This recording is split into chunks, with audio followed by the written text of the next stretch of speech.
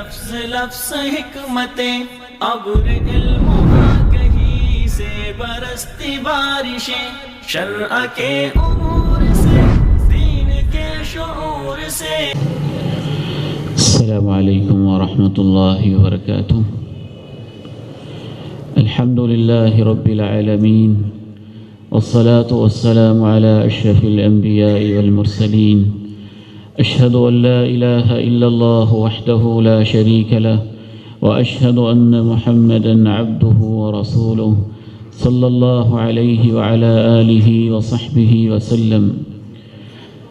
رب اشرح لي صدري ويسر لي أمري واحلل عقدة من لساني يفقهوا قولي. اللهم انفعني بما علمتني وعلمني ما ينفعني وزدني علما. اللهم طهر قلبي من النفاق وعملي من الرياء ولساني من الكذب وعيني من الخيانة فإنك تعلم خائنة الأعين وما تخفي الصدور. اللهم انفعني بما علمتني وعلمني ما ينفعني وزدني علما. أما بعد، فأعوذ بالله السميع العليم من الشيطان الرجيم من همزه ونفخه ونفثه. بسم الله الرحمن الرحيم. يا أيها الذين آمنوا ليبلونكم الله بشيء من الصيد تناله أيديكم ورماحكم ليعلم الله من يخافه بالغيب فمن اعتدى بعد ذلك فله عذاب أليم.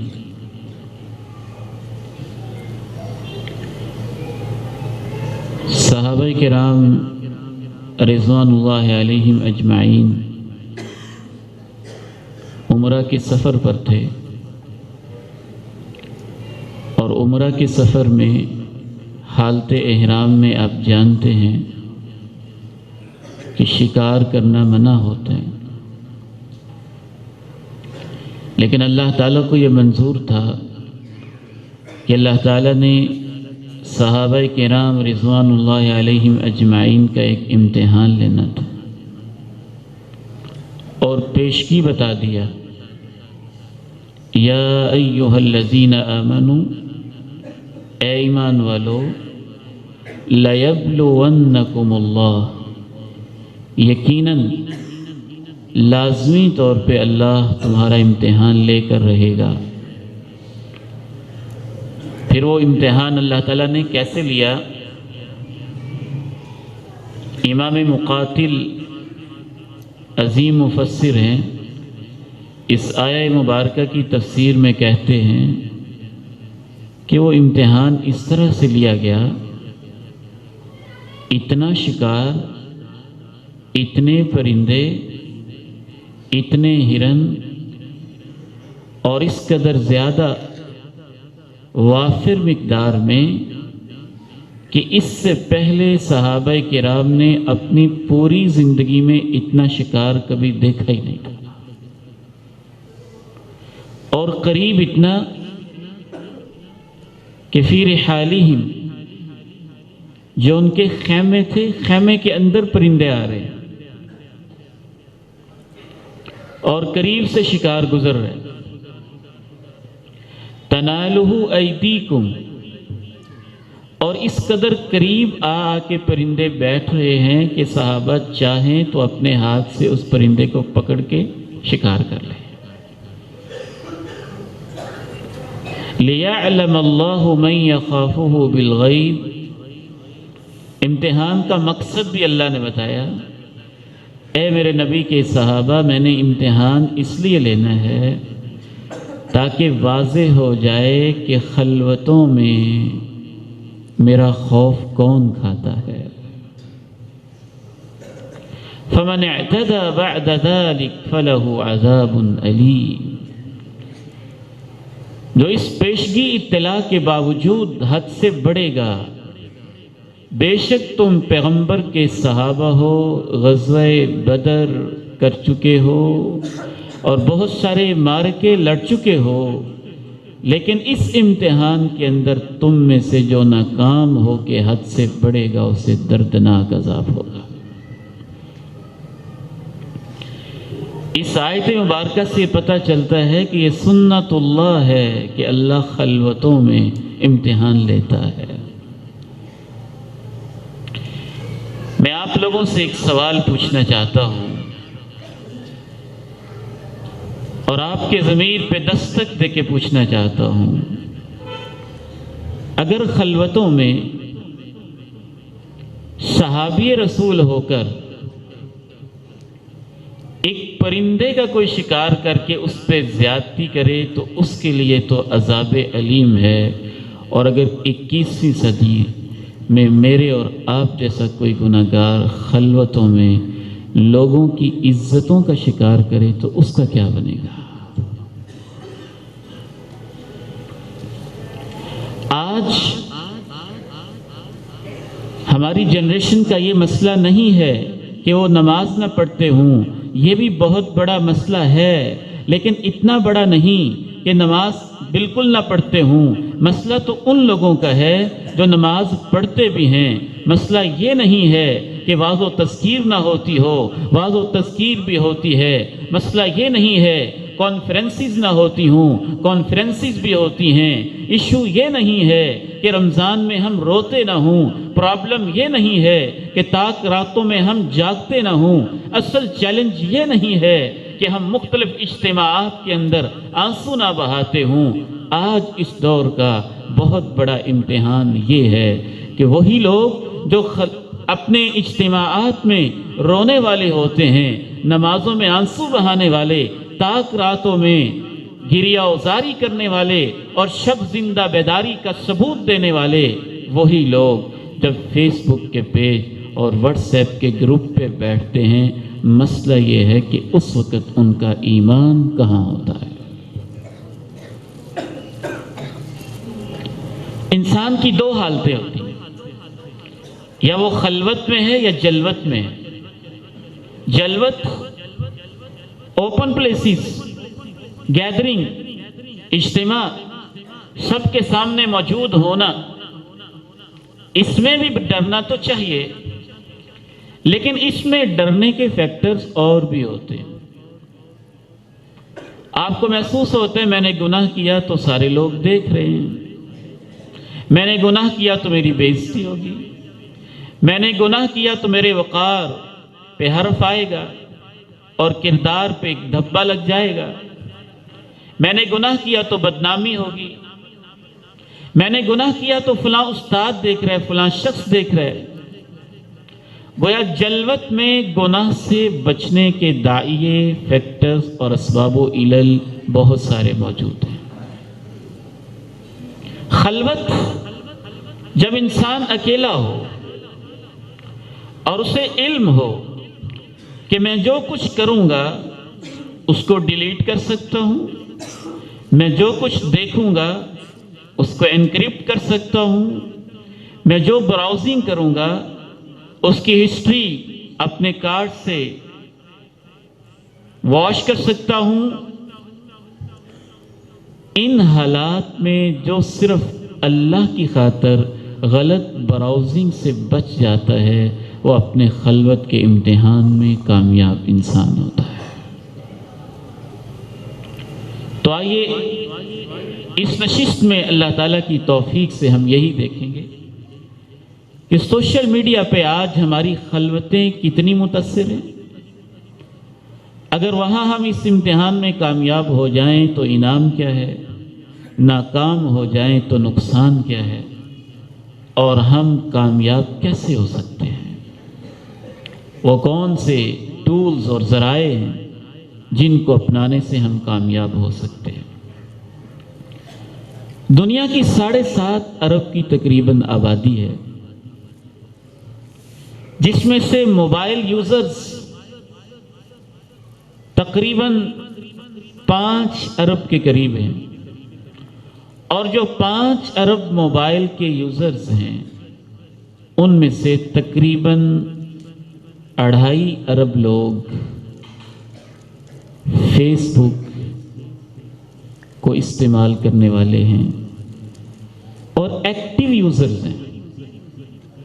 ایکٹیو یوزرز وہ ہوتے ہیں جنہوں نے صرف اپنا اکاؤنٹ ہی نہیں کھولا بلکہ اس کو وزٹ کرتے ہیں، ویکلی کرتے ہیں، منتھلی کرتے ہیں، ڈیلی کرتے ہیں، کسی بنیاد پہ کرتے ہیں۔ اور اس سے بھی زیادہ ایک اہم بات سمجھنے والی یہ ہے کہ اس سوشل میڈیا کی عادت ہماری نیو جنریشن میں اس حد تک سرایت کر چکی ہے کہ بعض سائنٹسٹ اس کو پلگ ان ڈرگز کہتے ہیں، یعنی بجلی پہ چلنے والی منشیات، جیسے نشے کی عادت ہوتی ہے اس طرح نشہ بن چکا ہے۔ اور ایک رپورٹ کے مطابق خصوصاً ٹین ایجرز 13 سال کی عمر سے لے کر 25 سال کی عمر تک جو نوجوان بیٹے اور بیٹیاں سوشل میڈیا کو استعمال کرنے والے ہیں، ایک رپورٹ اور اندازے کے مطابق رات کو ان کا سب سے آخری لمحہ بھی فیس بک پہ گزرتا ہے اور صبح اٹھتے وقت بھی سب سے پہلا کام فیس بک کو دیکھنا ہوتا ہے۔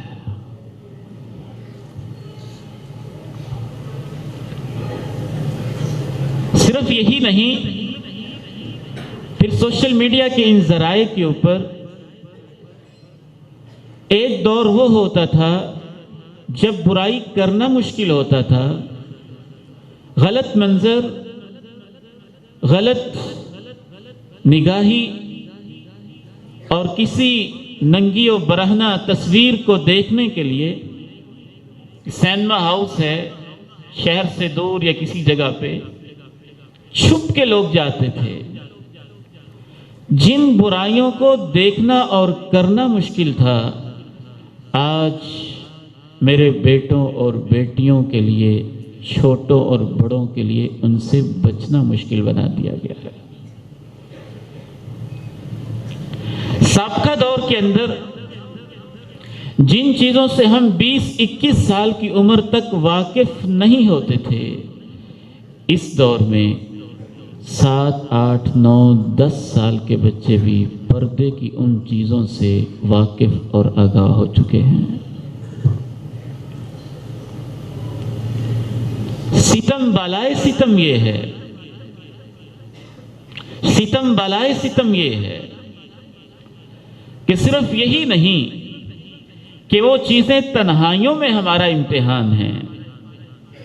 میں اس نوجوان کو کبھی نہیں بھولتا جب 27ویں رات تھی، رمضان کا مہینہ تھا، رب کو منانے کے لمحے تھے، آنسو بہانے کے اوقات تھے، رات کے اس لمحے اللہ کے گھر میں لیٹے ہوئے میں یوں درس دے کے فارغ ہو کے اس کے پاس سے گزرا، جب میری نگاہ پڑی تو 27ویں شب میں مسجد میں لیٹے ہوئے رمضان کے مہینے میں وہ کوئی ننگی اور بری تصویریں دیکھ رہا تھا۔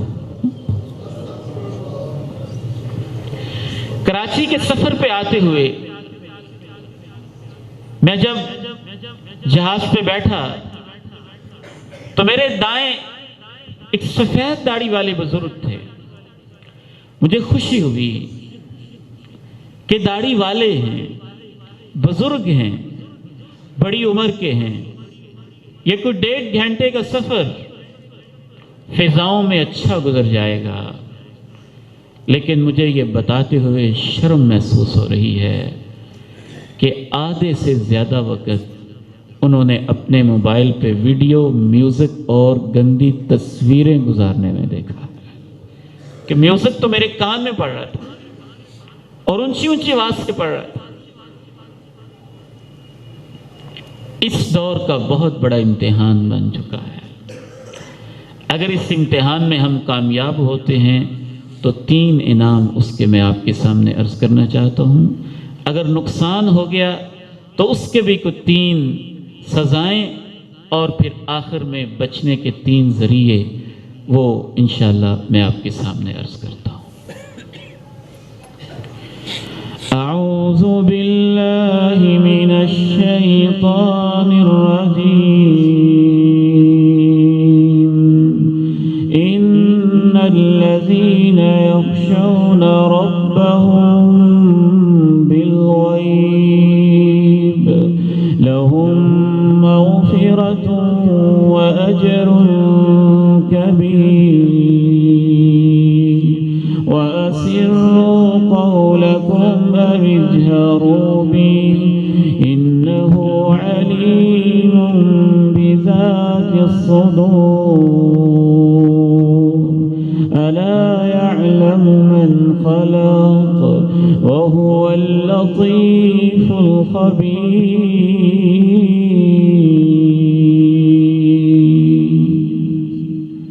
بلا شبہ وہ لوگ جو بن دیکھے اپنے رب کی خشیت اختیار کرتے ہیں۔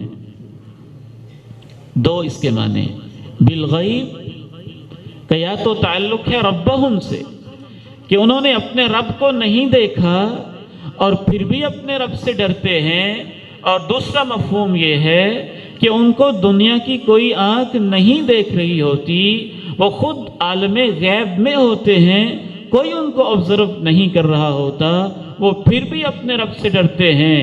ان کو مبارکباد دے دو کہ اللہ ان کی زندگی کے سارے گناہوں کو معاف کر دے گا۔ وَأَجْرٌ كَبِيرٌ، اور اجر بھی بہت بڑا عنایت کرے گا، اجر بھی بہت بڑا عنایت کرے گا۔ إِنَّ الَّذِينَ يَخْشَوْنَ رَبَّهُم بِالْغَيْبِ لَهُم مَّغْفِرَةٌ وَأَجْرٌ كَبِيرٌ وَأَسِرُّوا قَوْلَكُمْ أَوِ اجْهَرُوا بِهِ إِنَّهُ عَلِيمٌ بِذَاتِ الصُّدُورِ أَلَا يَعْلَمُ مَنْ خَلَقَ وَهُوَ اللَّطِيفُ الخبیر۔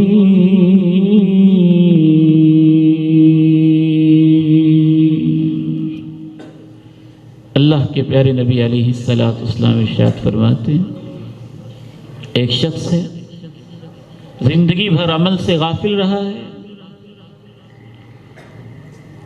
احتضار کا وقت ہے، نزع کی کیفیات کے قریب ہے، اور اس سے پہلے ہی اپنے رشتہ داروں کو جمع کر کے ان کو ایک وصیت کرتا ہے کہ نیکی تو کوئی کر نہیں سکا، جب مر جاؤں نا تو تم اجمعوا حطبا کثیرا، بہت ساری لکڑیاں جمع کرنا، ایندھن اکٹھا کر کے اس کو آگ لگانا، جب آگ کے شعلے بھڑکیں میری لاش کو اندر پھینک دینا، اور اتنی دیر تک پھینکنا کہ یہاں تک کہ میرے سارا کا سارا جلد، ساری کی ساری چمڑی، سارے کا سارا گوشت ادڑ جائے، اور گوشت کے ادڑنے کے بعد وہ آگ ہڈیوں تک پہنچ جائے، پھر میری ہڈیاں بھی جل کے راکھ کا ڈھیر بن جائیں، پھر اس راکھ کے ڈھیر کو سنبھال لینا اور انتظار کرنا، حتیٰ کہ جب ایسا دن آئے فی یوم راہ، جس میں تیز ہوائیں چلیں، طوفان آئے، جھکڑ چلیں، آندھیاں ہوں، ہوائیں تند و تیز ہوں اور جوبن پہ ہوں، اس وقت میری وہ سنبھالی ہوئی راکھ اس کو اکٹھا کر کے کسی سمندر اور دریا کے کنارے پہنچ کے اس کو یوں اڑانا کہ ہواؤں میں بکھر کے وہ سمندر کے پانیوں میں غرق ہو کے ناپید ہو جائے، آنکھوں سے غائب ہو جائے۔ ایسے ہی کیا انہوں نے، رب کریم نے اسے سامنے کھڑا کیا اور پوچھا، میرے بندے اپنے آپ کو اتنی سزا کیوں دی تو نے؟ اپنی لاش کے بارے یہ وصیت کیوں کی؟ جواب دیا، اللہ تیرے سامنے کھڑے ہونے سے ڈر بڑا لگتا تھا۔ کہا تو جیسا بھی تھا تیرے اس ڈرنے کی وجہ سے میں تیری زندگی کے سب گناہوں کو معاف کر دیتا ہوں۔ اور ایک روایت میں وضاحت ہے کہ وہ بے عمل بھی تھا اور بد عمل اتنا تھا کہ کفن چوری کیا کرتا تھا، مردوں کو معاف نہیں کرتا تھا، کانا نباشا، قبریں کھول کھول کے کفن چوری کرتا۔ ان الذين يخشون ربهم بالغيب لهم مغفرة وأجر كبير وأسروا قولكم أو اجهروا به إنه عليم بذات الصدور ألا يعلم من خلق وهو اللطيف الخبير۔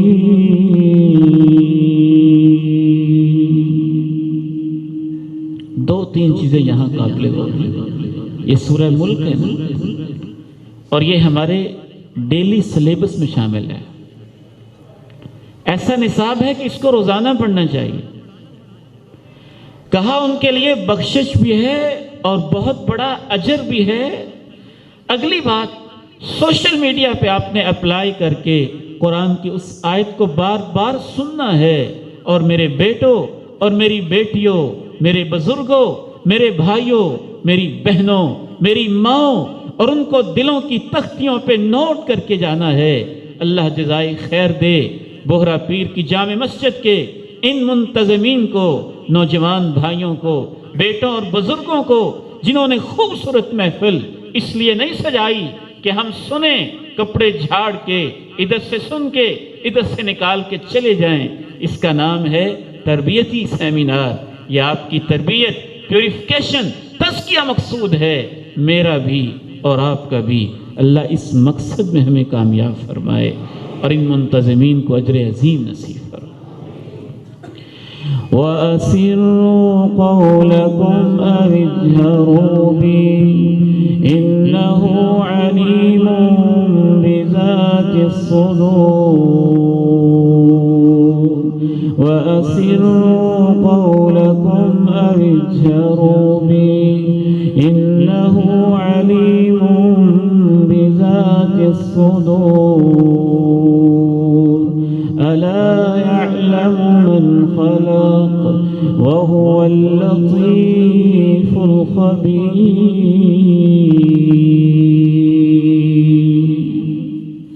تم چپکے چپکے باتیں کرو یا اونچی اونچی کرو،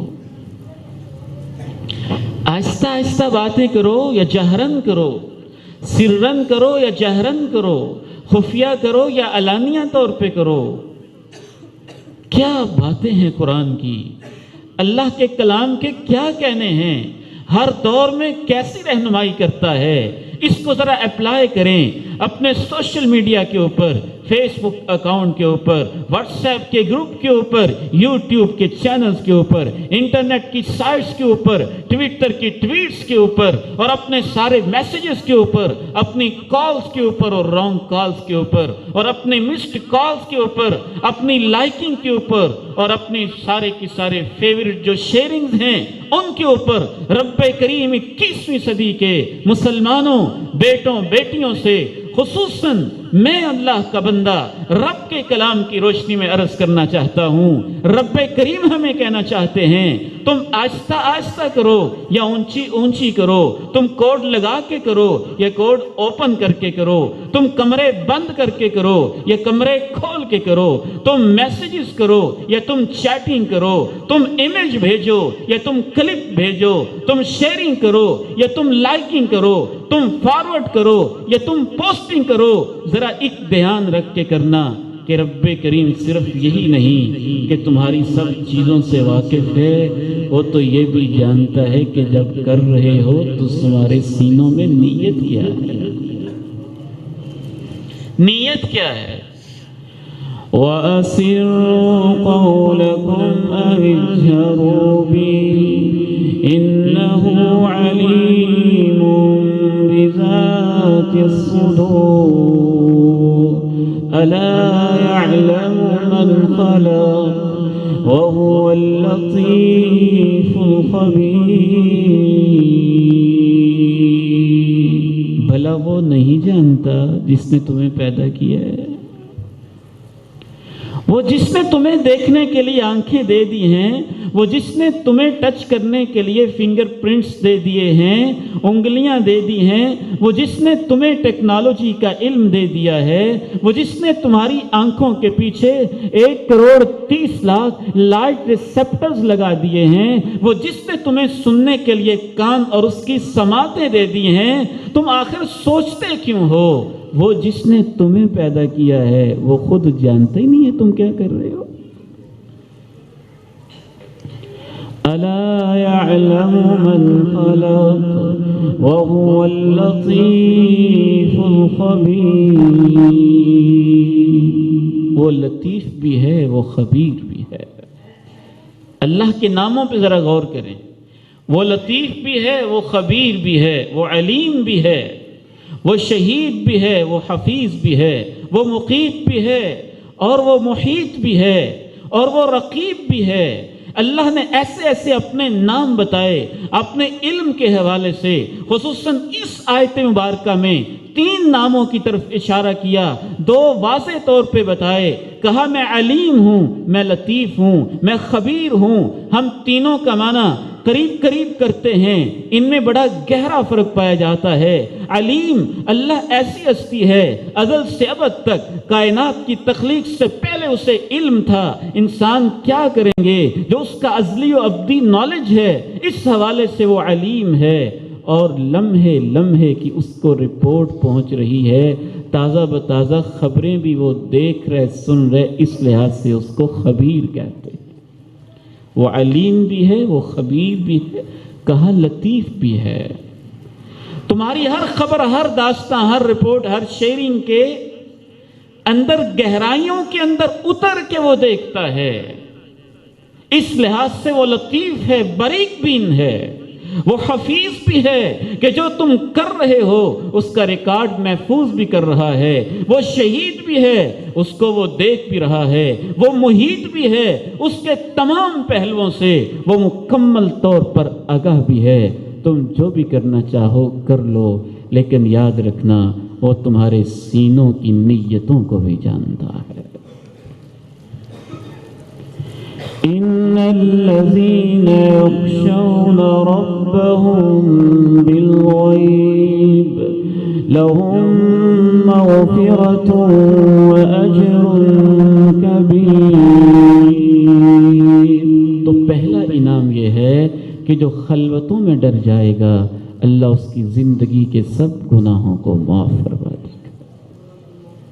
دوسرا انعام، جو تنہائیوں میں رب کریم سے ڈرنے والا ہوگا اور جو تنہائیوں میں خشیت اختیار کرنے والا ہوگا، رب کریم کا اس کے ساتھ وعدہ ہے کہ اللہ رب العزت اپنے ایسے بندے سے محبت کریں گے، پیار کریں گے، الفت کریں گے، اسے چاہیں گے، صرف محبت ہی نہیں کریں گے۔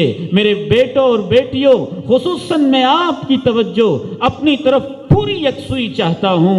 بعض دفعہ ہم محض اس شوق کے اندر فارورڈ کرتے رہتے ہیں، لائکنگ کرتے رہتے ہیں، یا سبسکرائب کرتے رہتے ہیں، یا فرینڈ لسٹ میں اضافہ کرتے رہتے ہیں، ریٹنگ بڑھ جائے، ویورز بڑھ جائیں، لائکنگز بڑھ جائیں، زیادہ سے زیادہ لوگ دیکھنے والے ہو جائیں، میرے چینل کو سبسکرائب کرنے والے ہو جائیں۔ اور افسوسناک رپورٹ تھی ایک 2012 کی غالباً، جیسے مجھے یاد پڑتا ہے کہ پورنوگرافی، فحاشی کے اوپر مبنی ویب سائٹس کو سب سے زیادہ امریکہ اور یورپ سے بھی زیادہ ملک پاکستان میں کلک کیا جا رہا ہے۔ رپورٹس غلط بھی ہوتی ہیں، بعض دفعہ غلط معلومات پر بھی مبنی ہوتی ہیں، ہو سکتا ہے، لیکن کم از کم اتنا اندازہ تو ضرور ہوتا ہے کہ ہماری نوجوان نسل خطرے کی کس گہرائی کے کنارے پہ کھڑی ہوئی ہے اور کیسا فیوچر ہے جو اس کو درپیش ہے، اور کیا چیلنجز ہیں جس کا آج کے نوجوان کو سامنا ہے، ایک بہت بڑی وجہ ان چیزوں کی یہ ہوتی ہے، ہم چاہتے ہیں ریٹنگ بڑھے، ہم چاہتے ہیں میرے چینل کو سبسکرائب کرنے والے بڑھیں، ہم چاہتے ہیں ویو کرنے والے بڑھیں، ہم چاہتے ہیں واہ واہ ہو جائے، شاباش ہو جائے، لائکنگ بڑھ جائیں اور پورے سوشل میڈیا پہ شور مچ جائے۔ اس نوجوان کی تو کیا بات ہے، ایسی تصویریں، ایسے کلپ، ایسے امیجز، ایسی باتیں شیئر کرتا ہے کہ نوجوانوں کے دل اس سے بالکل اس کے اوپر دل گرفتہ ہی ہو جاتے ہیں اور اس کے اوپر فریفتہ ہو کے رہ جاتے ہیں۔ یاد رکھنا، محبتیں ریٹنگ سے نہیں ملتی ہیں، محبتیں تب ملتی ہیں جب عرش والا رب محبتیں دلوں میں خود پیدا کرتا ہے۔ اگر آپ کی شوق میں یہ کام کرتے ہیں نا کہ میرا مقام اونچا ہو، شہرت مل جائے، محبتیں مل جائیں، تو پھر اللہ کے پیغمبر کی یہ حدیث آئندہ ہمیشہ ذہن میں رکھنا کہ متقی قسم کا جو انسان ہوتا ہے، جو احسان کے درجے پہ فائز ہوتا ہے، ان تعبد اللہ کأنک تراہ فإن لم تکن تراہ فإنہ یراک۔ رب کریم جب اس سے محبت کرتے ہیں، ینادی جبریل، پھر رب جبریل کو آواز دیتے ہیں، یا جبریل، اے میرے تاج ملائک جبریل، فرشتوں کے سردار، میں اپنے فلاں بندے سے، کراچی کے فلاں نوجوان سے، سوشل میڈیا کے اوپر بیٹھنے والے فلاں میں تیرے امتی سے، اے جبریل امین، اپنے آخری نبی کے امتی سے اتنی محبت کرتا ہوں، میرا حکم ہے کہ جبریل مجھے اس بندے سے اتنی محبت ہے کہ تو بھی اس سے محبت کر۔ فیحبہ جبریل، تو جبریل بھی اس سے محبت کرنے لگتا ہے۔ ثم ینادی جبریل، پھر جبریل آسمان والوں سے مخاطب ہو کے کہتا ہے، یا اہل السماء ان اللہ یحب فلانا فاحبوہ۔ اے آسمان والو، شہرتیں یہ ہوتی ہیں، بلندیاں یہ ہوتی ہیں، مقام یہ ہوتے ہیں، عرش کے اوپر سے مقام پہنچتے پہنچتے اب نیچے کی طرف سے مقام اتر رہا ہے، جبریل تک پہنچا ہے، جبریل سے آسمانوں تک پہنچا ہے، آسمان کے تمام فرشتوں کو حکم ہو گیا ہے، فلاں اللہ کا بندہ ہے، اللہ کو اس سے محبت ہے، اے آسمان کے فرشتوں تم سب اس سے محبت کرو۔ وہ کتنے فرشتے ہیں؟ لاکھوں ہیں، کروڑوں ہیں، اربوں ہیں، کھربوں ہیں، ملین بلینز ہیں، ہم ان کی تعداد جانتے ہی نہیں ہیں۔ 7 آسمانوں میں 4 انگلیوں کے برابر کوئی ایسی جگہ خالی نہیں جہاں کسی نہ کسی فرشتے نے اللہ کو سجدہ نہ کیا ہوا ہو، اور وہ سارے ہی فرشتے اس بندے سے جو تنہائیوں میں ڈرنے والا ہے، اللہ کے اس بندے سے محبت کرنے لگ جاتے ہیں۔ ثم یوزع له القبول فی الارض، پھر جتنی محبت آسمانوں میں ہوتی ہے اتنی قبولیت، اتنی شہرت، اتنی محبت کرو۔ وہ کتنے فرشتے ہیں؟ لاکھوں ہیں، کروڑوں ہیں، اربوں ہیں، کھربوں ہیں، ملین بلینز ہیں، ہم ان کی تعداد جانتے ہی نہیں ہیں۔ 7 آسمانوں میں 4 انگلیوں کے برابر کوئی ایسی جگہ خالی نہیں جہاں کسی نہ کسی فرشتے نے اللہ کو سجدہ نہ کیا ہوا ہو، اور وہ سارے ہی فرشتے اس بندے سے جو تنہائیوں میں ڈرنے والا ہے، اللہ کے اس بندے سے محبت کرنے لگ جاتے ہیں۔ ثم یوزع له القبول فی الارض، پھر جتنی محبت آسمانوں میں ہوتی ہے اتنی قبولیت، اتنی شہرت، اتنی دلوں میں محبت زمین کے بسنے والے انسانوں میں اللہ خود پیدا کر دیتا ہے۔ تم نے شہرتوں کے غلط راستے ڈھونڈے، تم نے محبتیں جیتنے کی غلط راہیں اختیار کی۔ یہ سوشل میڈیا کے لورز، ویورز اور لائکنگ دینے والے، یہ تو اتنے بے وفا لوگ ہوتے ہیں، سابقہ ایک دور ہوتا تھا، لاش تڑپتی تھی، لوگ جمع ہو جاتے تھے، اور یہ سوشل میڈیا ایکٹیوسٹ قسم کے لوگ بیچارے ادھر لاش تڑپتی ہے اور ان کو تصویر بنانے کی فکر ہوتی ہے۔ محبتیں کیا ہوتی ہیں جو دلوں میں ڈالی جاتی ہیں؟ میں آج ہی مطالعہ کر رہا تھا ہماری تاریخ کی عظیم کتاب، عظیم مفسر، عظیم مورخ، سنہرے دور سے تعلق رکھنے والے امام ابن کثیر رحمہ اللہ البدایہ والنہایہ میں امام احمد رحمہ اللہ کے حالات لکھتے ہوئے بیان کرتے ہیں۔ امام احمد کا کوئی بہت زیادہ نام زندگی میں اتنے چرچے نہیں ہوتے تھے جتنے اہل بدعت کے ہوتے تھے۔ اہل بدعت اپنی شہرتوں کے لیے بادشاہوں کی چاپلوسیاں کرتے، ان کی چمچاگیریاں کرتے، ان کے قریب رہتے، امام احمد کی پیٹھ پہ کوڑے برستے۔ امام ابن کثیر لکھتے ہیں امام احمد کہا کرتے تھے کس سے کتنی محبت ہے یہ تمہیں تب پتہ چلے گا جب ہمارے جنازے اٹھیں گے۔ پھر امام احمد کا جنازہ اٹھا۔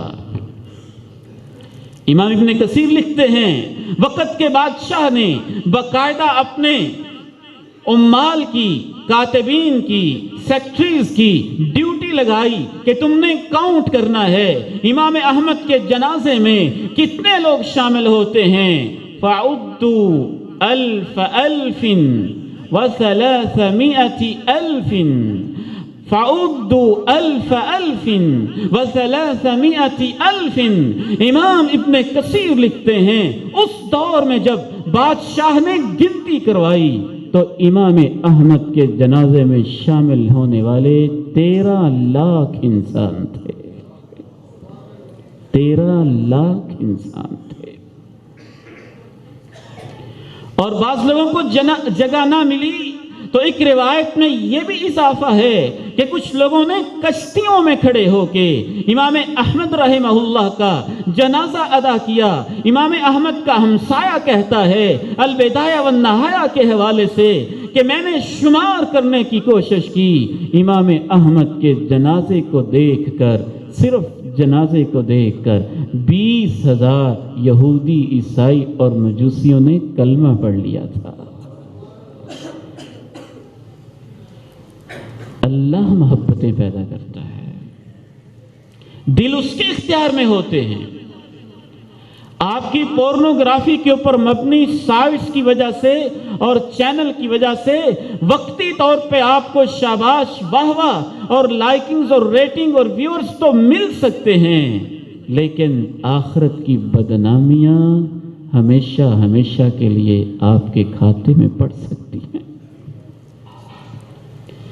تیسرا انعام جو خلوتوں میں رب کریم سے ڈرنے والا انسان ہوتا ہے، رب کریم کا اس کے ساتھ وعدہ ہے جب ہر طرف سے گھٹائیں چھا جائیں، جب ہر طرف سے مصیبتیں آ جائیں، پہاڑ ٹوٹنے لگیں، پریشانیاں گھیر لیں، الجھنیں زندگی کو مضطرب پریشان کر دیں، راتیں بے چین اور مضطرب رہنے لگیں، بس اللہ کو ایک حوالہ دینا، اللہ میں تیرا بندہ ہوں نا، تیری خلوتوں میں ڈرتا تھا، میری پریشانیاں دور تو کر دے۔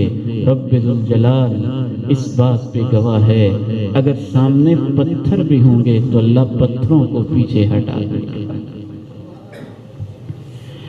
وَمَن يَتَّقِ اللَّهَ يَجْعَل لَّهُ مَخْرَجًا وَيَرْزُقْهُ مِنْ حَيْثُ لَا يَحْتَسِبُ مَن يَتَّقِ اللَّهَ يَجْعَل لَّهُ مِنْ أَمْرِهِ يُسْرًا۔ اللہ آسانیاں کر دے گا، آسانیاں۔ دنیا کی آسانیاں تو ہیں ہی نا، جیسے اس حدیث میں آتا ہے وہ غار والوں کی حدیث، تو ان میں سے ایک نوجوان نے یہ کہا تھا جب وہ غار میں پھنس گئے تھے، اللہ این برائی سے تیرے ڈر کی وجہ سے میں بچ گیا تھا، پیچھے ہٹ گیا تھا، یہ کہہ کے دعا کی، پتھر کو رب کریم نے پیچھے ہٹا کے رکھ دیا۔ لیکن اس سے زیادہ مزے اور کمال کی بات امام ابن قیم الجوزیہ رحمہ اللہ تعالی نے لکھی ہے۔ امام ابن قیم فرماتے ہیں جب بندہ تنہائیوں میں رب سے ڈرتا ہے تو اللہ اس وقت اس کی مدد کرتا ہے جب وہ قبر میں تنہائیوں میں چلا جاتا ہے. یجعل لہ من امرہ یسرا، ایک جنرل سٹیٹمنٹ ہے نا، ساری آسانیاں اس میں آ جاتی ہیں. کتنی آسانیاں آتی ہیں، یہ استقامت والوں کا کام ہے. کتنی آسانیاں آتی ہیں. اللہ کی پاک کلام میں سے اس آیت پہ ذرا غور کیجئے، مجھے تو یہ بڑی یاد آتی ہے. ان الذین قالوا ربنا اللہ ثم استقاموا تتنزل علیہم الملائکہ الا تخافوا ولا تحزنوا وأبشروا بالجنة التي كنتم توعدون نحن أولياؤكم في الحياة الدنيا وفي الآخرة ولكم فيها ما تشتهي أنفسكم ولكم فيها ما تدعون.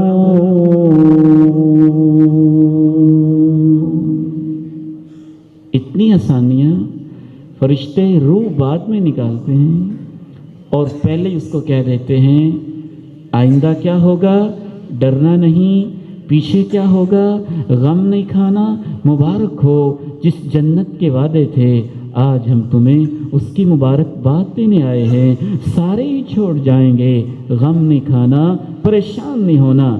ہم دنیا میں تیرے دوست تھے، تیری نیکیاں لکھتے تھے، اب آخرت میں تیرے دوست بن کے رہیں گے. اور آگے جنت میں، دنیا میں تو اپنی خواہشوں پہ کنٹرول کرتا رہا. وہ وقت آنے والا ہے تو جو خواہش کرے گا تیرا رب تیری ہر خواہش کو پورا کرتا جائے. آسانیاں ملتی، آسانیاں. اگر خلوتوں میں انسان نہ ڈر ہو جائے، بے باک ہو جائے، جری ہو جائے، جسارت کرنے لگ جائے، ہر آنے جانے والی چیز کو دیکھنے لگ جائے، ٹکٹکی باندھے، گھورنے لگے، ہر چینل کو سرچ کرے، ہر چینل کو سبسکرائب کرے، ہر امیج کو دیکھے بغیر دیکھنے کے قابل ہے کہ نہیں، بس آگے فارورڈ کرتا رہے، شیئر کرتا رہے، سب سے پہلی سزا یہ ہوگی. اللہ نے چیلنج کر کے کہا ہے، وہ آیت جو شروع میں پڑھی تھی، جو تنہائیوں میں امتحان میں کامیاب نہیں ہوں گے ان کے لیے دردناک عذاب ہوگا. یا ایھا الذین آمنوا لیبلونکم اللہ بشیء من الصید تنالہ ایدیکم ورماحکم لیعلم اللہ من یخافہ بالغیب فمن اعتدى بعد ذلك فله عذاب أليم. إن الذين يحبون أن تشيع الفاحشة في الذين آمنوا لهم عذاب أليم في الدنيا والآخرة والله يعلم وأنتم لا تعلمون. دوسری آیت میں وضاحت کی دردناک عذاب کبھی دنیا میں ہوتا ہے، کبھی آخرت میں ہوتا ہے. دردناک عذاب، کیا کیا دردناک عذاب سر فہرست جسم نے خطا کی تھی، جسم پہ عذاب آئے گا. ما ظہرت الفاحشہ فی قوم قط الا وفشا فیہم الطاعون والاوجاع التي لم تکن فی اسلافہم الذین مضوا. میرا ایمان ہے رب کریم کے فرمان پہ اور صاحب قرآن کے فرمان پہ دو ٹوک کہہ دیا. جس قوم کے اندر بے حیائی عام ہو جائے حتیٰ کہ وہ اس کو ایڈورٹائز کرنے لگیں، اس کا اعلان کرنے لگیں. کیا جامع الفاظ استعمال کیے، سوشل میڈیا پہ ایڈورٹائزمنٹ، بڑے بڑے بورڈ پہ ایڈورٹائزمنٹ. کسی چیز کی تشہیر تب تک مکمل نہیں ہوتی جب تک حوا کی بیٹی کو نیم برہنہ اور برہنہ کر کے سب کے سامنے اس کا اشتہار نہیں بنا لیا جاتا. رب کے پیغمبر نے فیصلہ کیا جس قوم میں بے حیائی اس حد تک پھیل جاتی ہے، اللہ رب العزت کی طرف سے پھر اس قوم میں طاعون آتا ہے. وہ دردیں شروع ہوتی ہیں جو ان کے بزرگوں نے سنی بھی نہیں تھی. بنا لو جتنے ہسپتال بنانا چاہتے ہو، لیب بنا لو جتنی بنانا چاہتے ہو، میڈیکل سائنسز میں ریسرچ کر لو جتنی کرنا چاہتے ہو، تم MBBS اور FCPS اور اسپیشلسٹ ڈاکٹر پیدا کرتے رہو. رب کریم کا چیلنج ہے، جس معاشرے سے فحاشی بے حیائی ختم نہیں ہوگی اس معاشرے سے دردیں بیماریاں ختم نہیں ہوں گی. نیند کی گولیاں کھا رہے 25-26 سال کے نوجوان.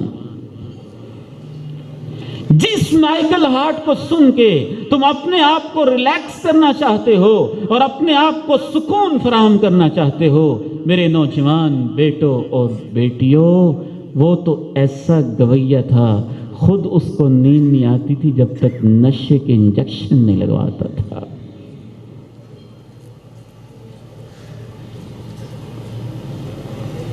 عذاب علیم انفرادی زندگی میں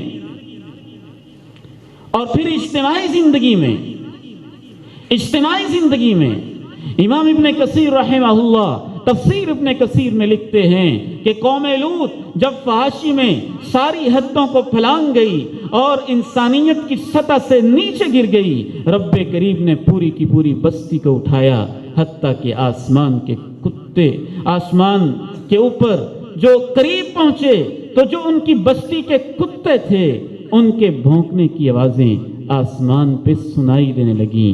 حتی سمع نباح کلابہم ونہیق حمیرہم، ان کے گدے کی ہنہنانے کی آوازیں آسمان کے فرشتوں کو سنائی دینے لگیں. پھر پوری بستی کو الٹا کر کے اللہ نے پھینک کے اوپر پتھروں کی بارش برسائی.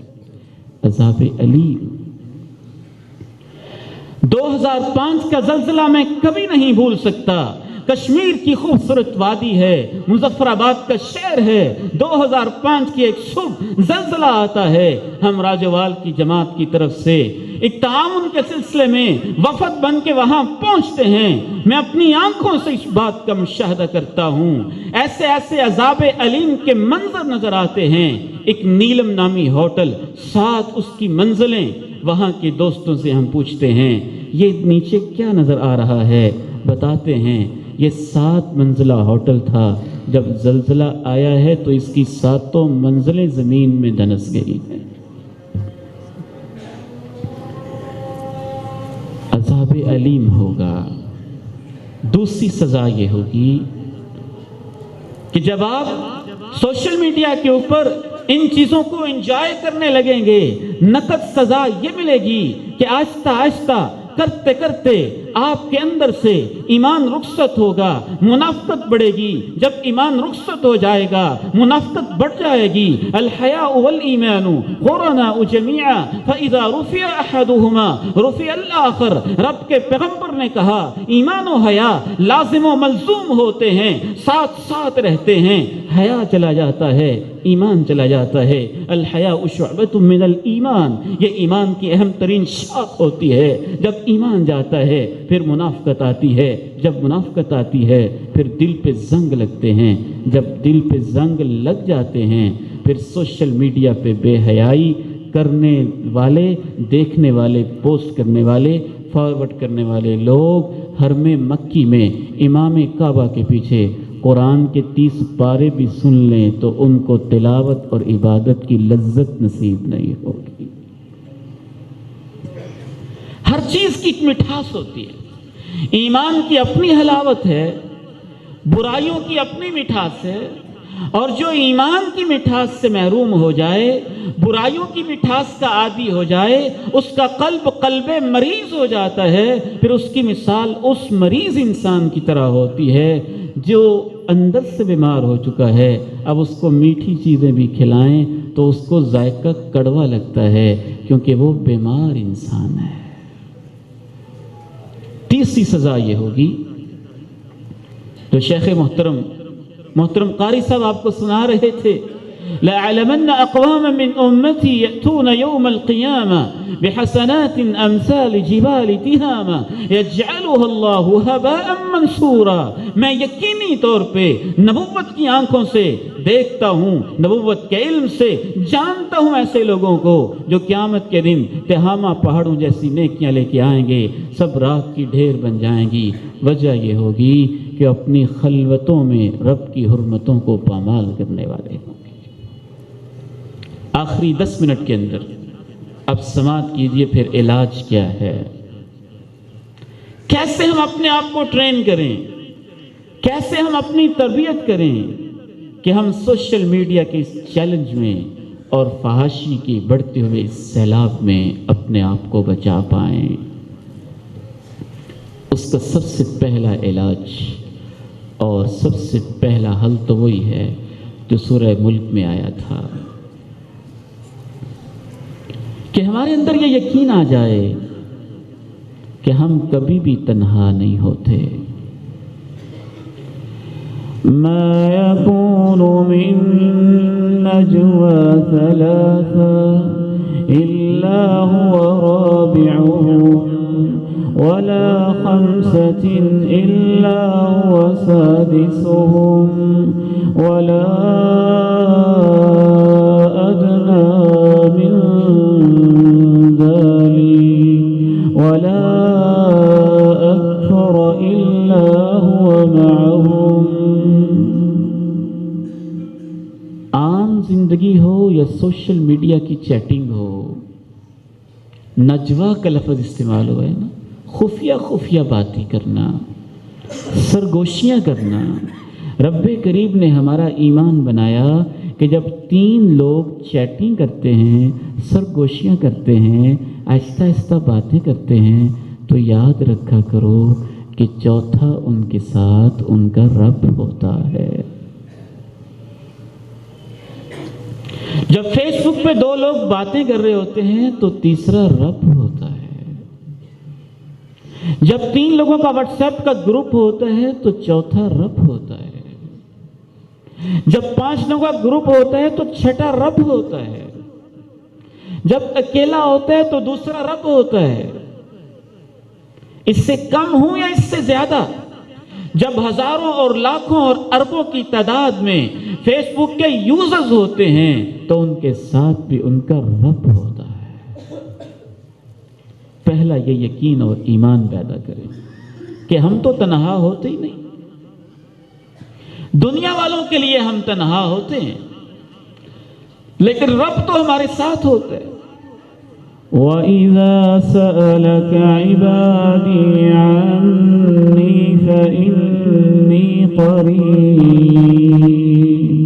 أُجِيبُ دَعْوَةَ الدَّاعِ إِذَا دَعَانِ فَلْيَسْتَجِيبُوا لِي وَلْيُؤْمِنُوا بِي لَعَلَّهُمْ يَرْشُدُونَ۔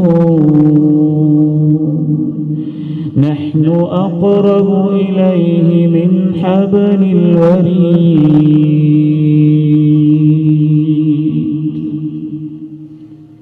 علم کے لحاظ سے، احاطے کے لحاظ سے رب ہر وقت ہمارے ساتھ ہوتا ہے، وہ عرش پہ مستوی ہوتے ہوئے ہمارے ساتھ ہوتا ہے۔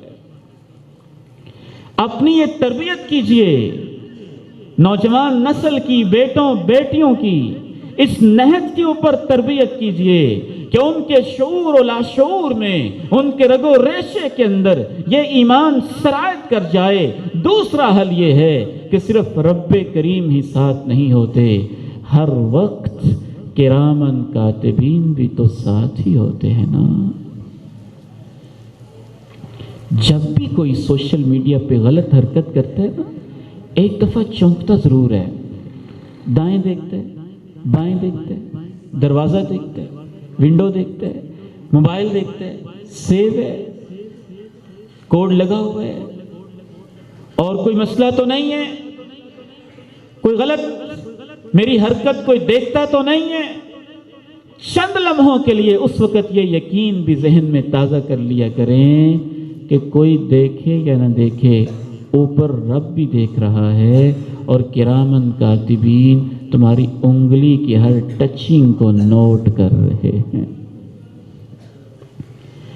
لا اقسم بیوم القیامہ ولا اقسم بالنفس اللوامہ ایحسب الانسان ان لن نجمع عظاما بلا قادرین علی ان نسوی بنانا۔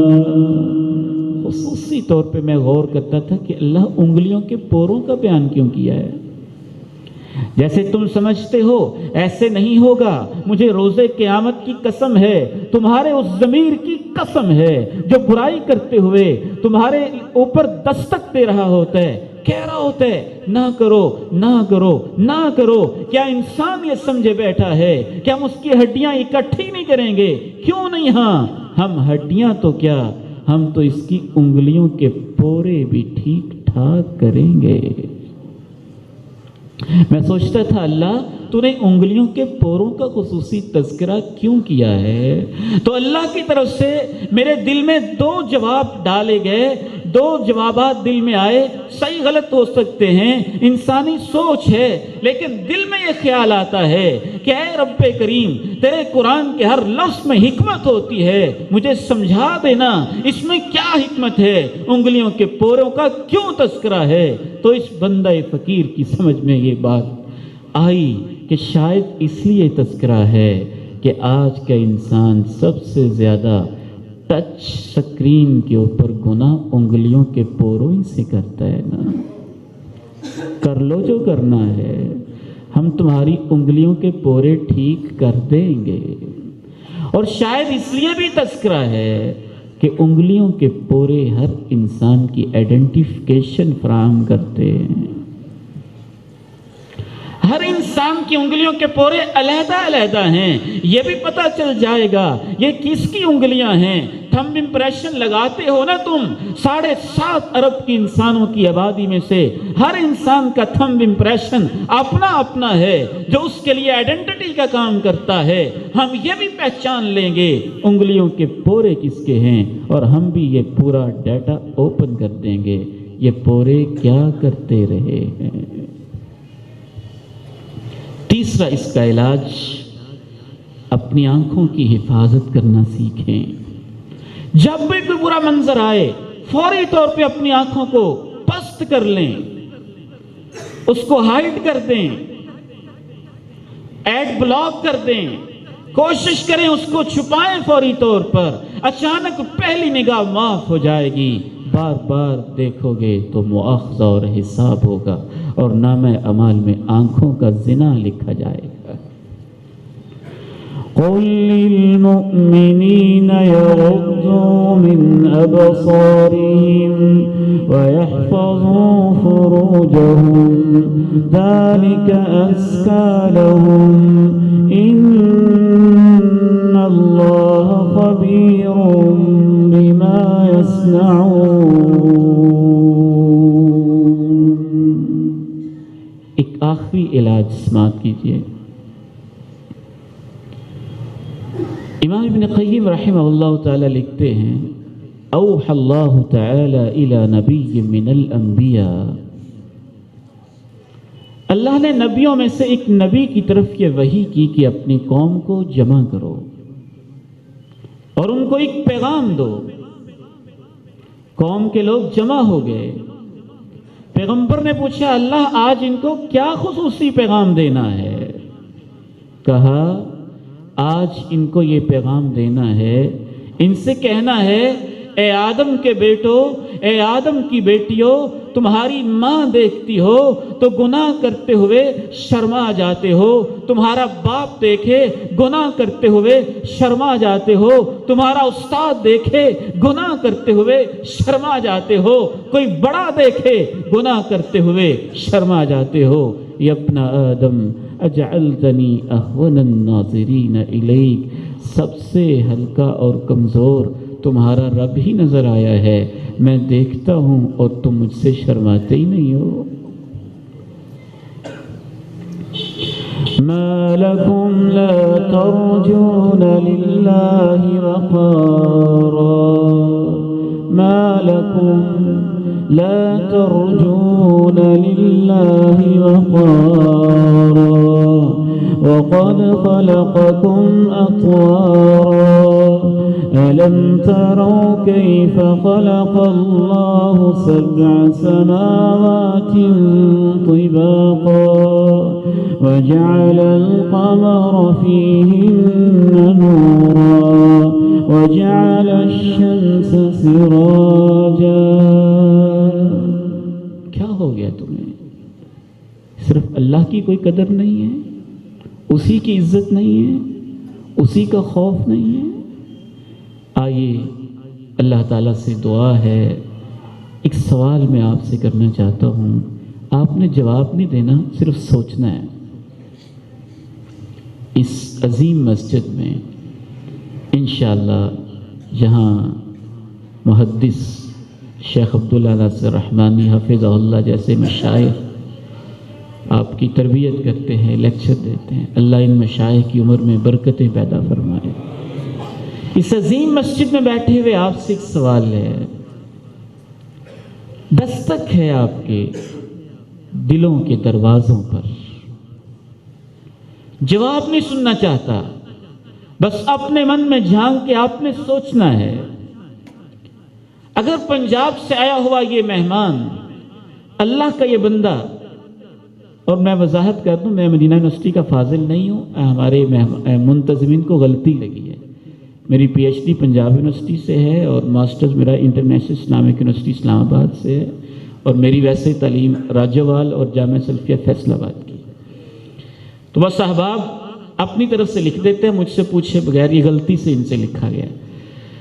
تو پنجاب سے آیا ہوا یہ مہمان آپ کے سامنے بیٹھا ہو اور آپ کے دل میں صرف اللہ کی خاطر محبت ہو کہ ایک مہمان ہے، اور میں اپنے ایک بیٹے یا بیٹی کو آواز دے کے کہوں کہ اپنا موبائل 5 منٹ کے لیے مجھے دے دیں، میں اس بڑی محفل میں سارا ڈیٹا اوپن کر کے دکھانا چاہتا ہوں تمہارے موبائل میں کیا ہے۔ اگر تو آپ تیار ہوں کہ کوئی مسئلہ نہیں، دیکھیں میرا موبائل اور دکھائیں، اس کے میموری کارڈ، اس کے سارے اندر بنی ہوئی فائلیں، ساری چیٹنگ اور فیس بک کے سارے اکاؤنٹس اور سارے چینلز اور ساری براؤزنگ اور ساری ہسٹری سب کو دکھا دیں۔ اگر آپ تیار ہوں تو آپ کو مبارک ہے، آپ سوشل میڈیا کے خلوتوں کے امتحان میں کامیاب ہیں۔ اور اگر آپ جھجکیں، ہیزیٹیشن محسوس کریں کہ نہیں اس میں وہ فلاں امیج ہے، فلاں تصویر ہے، فلاں میوزک ہے، یہ دین کا ایک فقیر عالم طالب علم انسان پنجاب اتنی دور سے مہمان آیا ہوا، یہ کیا سوچے گا کہ یہ ایسا بندہ ہے، نماز بھی پڑھتا ہے، اپنے موبائل میں یہ گند بھی رکھتا ہے۔ اگر آپ کو وہ دکھاتے ہوئے ہیزیٹیشن اور شرم محسوس ہو تو پھر آپ کو ڈرنا چاہیے، قیامت کے دن جب اللہ دکھائیں گے تو کتنی شرم آئے گی۔ اس تربیتی سیمینار میں یہ پیغام لے کے جائیں کہ سب ایسی چیزیں ڈیلیٹ کرتے ہیں، سب ایسے اکاؤنٹ ختم کرتے ہیں، سب ایسے فرینڈز جو آپ کو ایسی چیزیں بھیجتے ہیں ان کو ہمیشہ کے لیے خیر بات کہہ دیں اور سب ایسے گروپ لیفٹ کر جائیں اور سب ایسے فیک اکاؤنٹ ہمیشہ کے لیے ختم کر دیں اور ایسی کالز اور ایسے نمبر اور ایسے پورے کے پورے سلسلے اور ایسے چینلز جو آپ کو غلط راہوں پہ لے کے جاتے ہیں ان کو ختم کریں۔ اگر آپ نے ایسے فرینڈز اور ایسی دوستیاں سوشل میڈیا پہ ختم نہ کی تو قیامت کے دن یہ دوست آپ کے دشمن ہوں گے اور آپ اپنی انگلیاں چبا چبا کے کہیں گے کاش میں نے ان کو دوست نہ بنایا ہوتا۔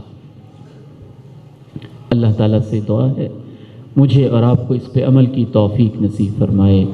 بیٹے بیٹیاں سارے ذرا ہاتھ اٹھا کے وعدہ کر ہی لیں میرا، ہیں اللہ تعالیٰ سے وعدہ، میرے ساتھ نہیں ہے۔ خوشی ہوتی ہے نا کہ ماشاءاللہ لوگوں میں اچھا جذبہ موجود ہے۔ اللہ تعالیٰ مجھے اور آپ کو عمل کی توفیق نصیب فرمائے۔ اور ان منتظمین کے یہ خوبصورت انتظامات میں دیکھ رہا ہوں 2-3 دن سے کتنی محنت ہو رہی ہے، اللہ ان کی محنت کو قبول فرما لے، منتظمین کے انتظامات کو قبول فرما لے، ہماری حاضری کو قبول فرما لے، ان میرے بیٹوں بیٹیوں کی حاضری کو خصوصاً قبول فرما لے، بزرگوں ماؤں کی حاضری قبول فرما لے اور ہمیں عمل کی توفیق نصیب فرما دے۔ وآخر دعوانا ان الحمد للہ رب العالمین۔